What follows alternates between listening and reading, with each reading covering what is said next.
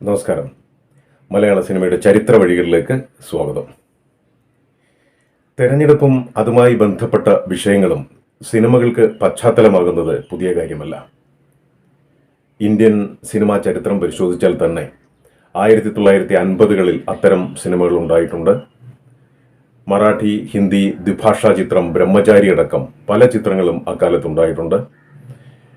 അതുപോലെ പിന്നീട് 1971 പുറത്തിറങ്ങിയ ചോ രാമസ്വാമി രചനയും സംവിധാനവും നിർവഹിച്ച തമിഴ് ചിത്രം മുഹമ്മദ് ബിൻ തുഗ്ലക്, അതുപോലെ 1978 അമൃത് നഹട്ടയുടെ കിസ്സ കുർസിക്ക, ഈ സിനിമകളൊക്കെ പറഞ്ഞതും അത്തരം വിഷയങ്ങളായിരുന്നു.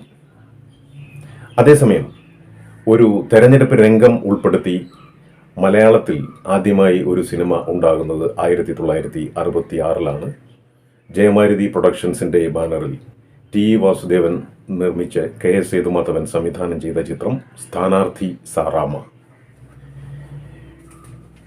മുട്ടത്തുവർക്കിയുടെ ഏറെ ജനശ്രദ്ധ നേടിയ രാഷ്ട്രീയ ആക്ഷേപഹാസ്യ നോവൽ പഞ്ചായത്ത് വിളക്കിനെ ആധാരമാക്കിയാണ് ഈ സിനിമ നിർമ്മിച്ചത്. SL പുരം സദാനന്ദനായിരുന്നു സംഭാഷണങ്ങൾ എഴുതിയത്. ഒരു തെരഞ്ഞെടുപ്പ് രംഗത്ത് പ്രതീക്ഷിക്കാവുന്ന രാഷ്ട്രീയ നാടകങ്ങളും തറവേലുകളും കുതികാൽ വെട്ടുകളും എല്ലാം തന്നെ സ്ഥാനാർത്ഥി സാറാമ്മ തുറന്നുകാട്ടി.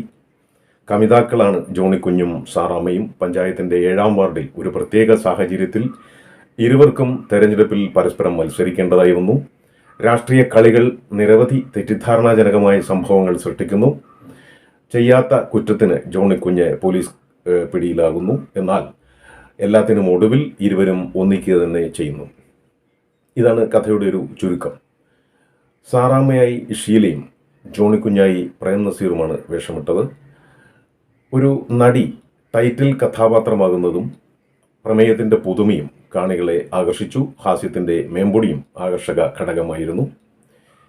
ശ്യാമള, അരുണാചലം, വീനസ് സ്റ്റുഡിയോകളിലും മറ്റുമായാണ് സ്ഥാനാർത്ഥി സാറാമ്മ ചിത്രീകരിച്ചത്.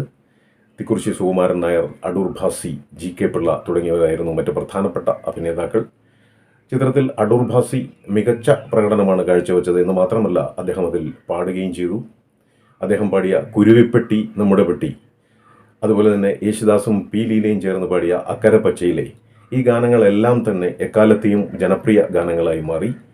1964 മുതൽ ചുരുങ്ങിയ കാലം മാത്രം മലയാളത്തിൽ സജീവമായിരുന്ന ഉത്തമൻ എന്ന ഗായകനും ഈ ചിത്രത്തിൽ പാടിയിട്ടുണ്ട്.